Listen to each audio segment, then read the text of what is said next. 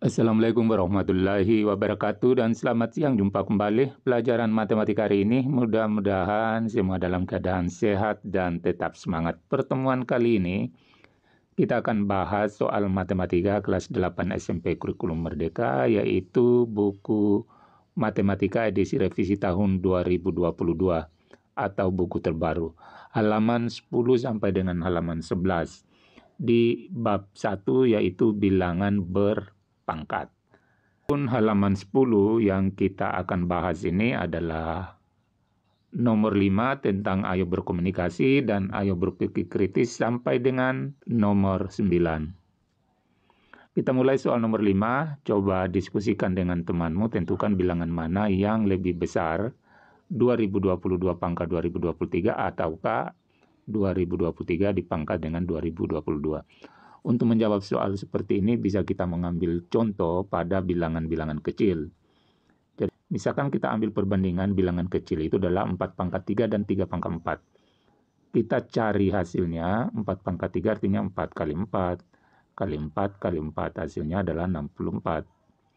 Sedangkan 3 pangkat 4 adalah 3 kali 3 kali 3 kali 3. Hasilnya adalah 81. Kita lihat di sini yang besar adalah pangkatnya yang lebih besar, nilainya lebih besar. Jadi bilangan berpangkat yang besar nilainya adalah 2022 pangkat 2023. Jadi kita lihat pangkatnya yang terbesar, itulah nilainya juga yang besar.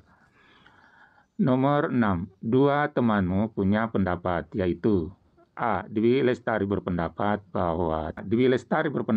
bahwa kurung 3A pangkat 4 nilainya sama dengan 3A pangkat 4.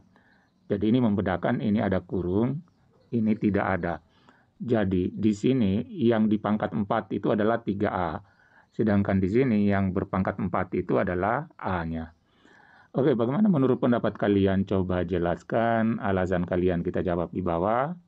3A pangkat 4 itu sama artinya 3A kali 3A kali 3A kali 3A. Jadi 4 kali berulang. Hasilnya adalah 81A pangkat 4. Sedangkan 3A pangkat 4 itu tetap hasilnya adalah 3A pangkat 4.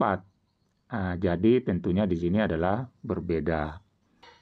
Jadi pendapat Dwi Lestari adalah salah karena nilainya di sini adalah berbeda. Bagian B-nya. Kristina berpendapat bahwa negatif dalam kurung 5 kali 5 kali 5 kali 5 senilai dengan negatif 5 kali negatif 5 kali negatif 5 kali negatif 5. Coba kita bandingkan di sini. 5 kali 5 kali 5. Jadi kita selesaikan dulu ini di kurung. Itu hasilnya adalah 625. Baru negatifnya ini kita simpan di depan. Jadi artinya hasilnya adalah negatif 625. Sedangkan untuk ini, yaitu negatif 5 kali negatif 5 kali negatif 5. Jadi berbeda memang caranya. Nah, kalau ini hasilnya 625 karena ini negatif 5 kali negatif 5 itu sama dengan positif 25. Positif 25 kali negatif 5, negatif 125. Nah, ini lagi negatif 125 kali negatif 5, 600 positif 625. Jadi beda hasilnya. Sehingga di sini kita jawab tidak senilai. Kemudian nomor 2-nya, bagian nomor 2-nya ini tetap sama, tapi ini adalah bilangannya ada 3. Jadi kita selesaikan. Nah, ini kita kerjakan dulu, ini 5 kali 5 kali 5. Yaitu 125. Baru kita simpan negatifnya di depan. Hasilnya negatif 125. Nah, sekarang ini negatif 5 berulang 3 kali. Hasilnya juga ini adalah negatif 125. Jadi ini kalau bilangannya di sini ganjil, maka hasilnya tetap bilangan ganjil. Jadi sama caranya ini. Simpulannya jadi senilai tetapi berlaku untuk pangkat bilangan ganjil. Nomor 7, apa yang dapat kalian simpulkan dari A pangkat N? Kalau, ini pertanyaan A, jika A bilangan negatif dan N bilangan genap, maka hasilnya adalah bilangan bulat positif. Tapi kalau jika A bilangan negatif dan N bilangan ganjil, maka hasilnya adalah bilangan bulat negatif. Nomor 8, apa yang dapat kalian simpulkan dari A pangkat B? A, jika A bilangan genap dan B-nya adalah juga bilangan genap. Jadi jawabannya adalah hasilnya adalah bilangan genap. Sedangkan kalau A-nya bilangan genap, B-nya juga bilangan ganjil, maka hasilnya adalah bilangan genap. Kemudian C, jika A bilangan ganjil dan B bilangan genap, maka hasilnya adalah bilangan ganjil. Dan D, kalau A-nya ini bilangan ganjil, B-nya bilangan ganjil, maka hasilnya adalah bilangan ganjil. Nomor 9, tim peneliti dari salah satu universitas terkemuka di Indonesia sedang melakukan penelitian wabah yang melanda di 2 desa X dan Y. Ternyata tim peneliti menemukan 2 virus yang berbeda sebagai penyebab dari wabah tersebut.